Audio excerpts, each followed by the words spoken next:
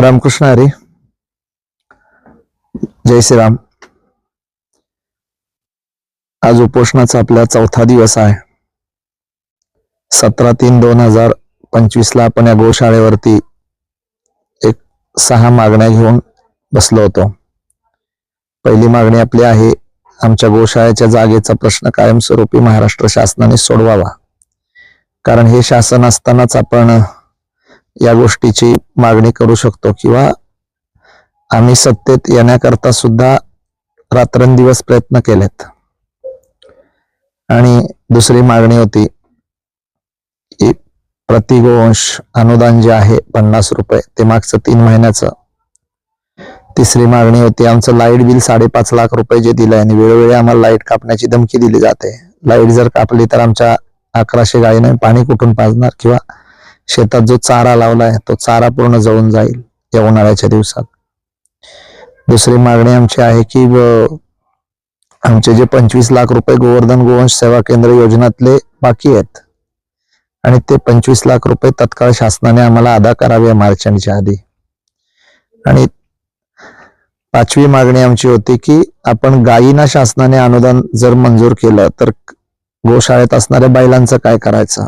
बैलांना नकळत कत्तलखान्याला देणं हा उद्देश आहे का, किंवा सांभाळलेत तर सांभाळा, गेलेत तर जाऊ दे असं आहे का. तर शासनाने, आपण हिंदुत्ववादी आहोत, ज्या बैलाने सुद्धा आपल्या शेतीमध्ये मेहनत केलेली आहे, आपण त्याला राज्यमातेचा दर्जा जर गायीला दिला तर बैलालाही तोच दर्जा असला पाहिजे, आणि त्यालाही चारा पाण्याची व्यवस्था महाराष्ट्र शासनाने केली पाहिजे होती. आणि भले प्रत्येक ठिकाणी जे शेतीत काम करतात त्या बैलांना नसतं दिलं तरी पण जे बसून आहेत त्यांना तरी करायला होतं, पण ते झालेलं दिसत नाही.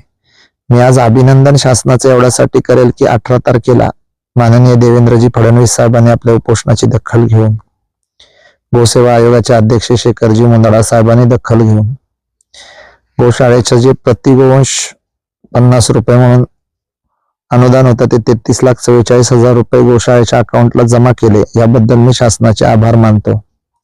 त्याचबरोबर आम्हाला पूर्ण सहकार्य असणारा आदरणीय राणे परिवार म्हणजे तेजी निलेजी यांना मी अगदी राम लक्ष्मणासारखं समजतो. भरतसेठ गोगावले साहेब आहेत, योगेश दादा कदम, रामदासभाई कदम, या सगळ्या मंडळींच्या आशीर्वादामुळे हे सगळं तत्काळ होऊ शकलं. शासनाने आता हा विषय जसा संवेदनशीलता म्हणून सोडवलेला आहे आमचा चाऱ्याचा, तात्पुरता का होईना, पण तसाच विषय पुढचाही सोडवा. कारण माझ्यावर मी अगदी प्रामाणिकपणाने सांगतो, जवळजवळ 50 लाख रुपये कर्ज आहे. हे पैसे आले ते चाऱ्याला जातील, पण उद्या कर्जदारांचं काय करणार. आम्ही काम सगळं पूर्ण केलेलं आहे. आज या ठिकाणी तुम्ही बघताय की जवळजवळ 40,000 स्क्वेअर फीटचं कंस्ट्रक्शन आहे पक्क, आणि हे सगळं सांभाळताना आपल्याला खूप अडचणी निर्माण होतात.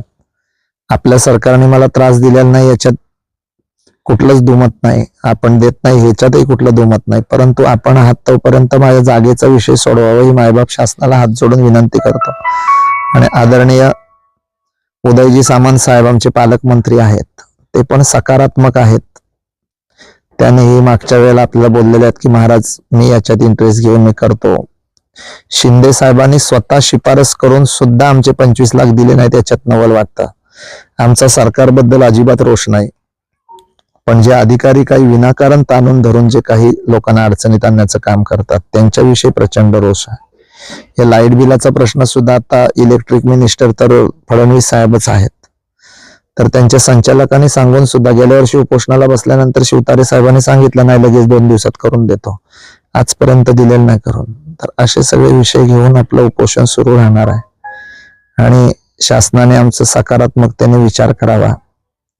आज ह्या 1100 भाकड गायी आहेत, त्यांच्या डोक्यावरचं छत आहे, कायमस्वरूपी टिकावं याकरता आपण सरकार येईल, सरकार जाईल, सत्ता येईल, सत्ता जाईल, पैसा येईल, माणसं बदलतील, सगळं काय होईल, पण आपण जे एखादं चांगलं काम करतो ते मात्र आयुष्यभर आपल्या लेकरा बाळांना आशीर्वाद देऊन जातं.